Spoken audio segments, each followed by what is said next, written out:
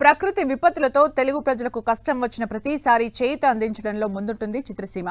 భారీ వర్షాలు, వరదలతో అతలాకుతలమవుతున్న రెండు తెలుగు రాష్ట్రాలకు సాయం అందించేందుకు మరోసారి సినీ ప్రముఖులు ముందుకొచ్చి విరాళాన్ని ప్రకటిస్తున్నారు. తమ దాతృత్వాన్ని చాటుతున్నారు. నందమూరి కథానాయకులు బాలకృష్ణ, జూనియర్ ఎన్టీఆర్ రెండు రాష్ట్రాలకు కలిపి ఒక్కొక్కరు కోటి చొప్పున విరాళాన్ని ప్రకటించారు.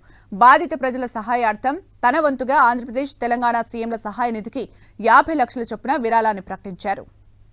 ప్రిన్స్ మహేష్ బాబు కూడా రెండు తెలుగు రాష్ట్రాల సీఎంల సహాయ నిధికి 50 లక్షల చొప్పున విరాళం ఇస్తున్నట్లు తెలిపారు. దర్శకుడు త్రివిక్రమ్, నిర్మాతలు ఎస్ రాధాకృష్ణ, ఎస్ నాగవంశీ కలిపి ఏపీ ముఖ్యమంత్రి సహాయ నిధికి 25 లక్షలు, తెలంగాణ ముఖ్యమంత్రి సహాయ నిధికి 25 లక్షలు అందజేస్తున్నట్లు తెలిపారు.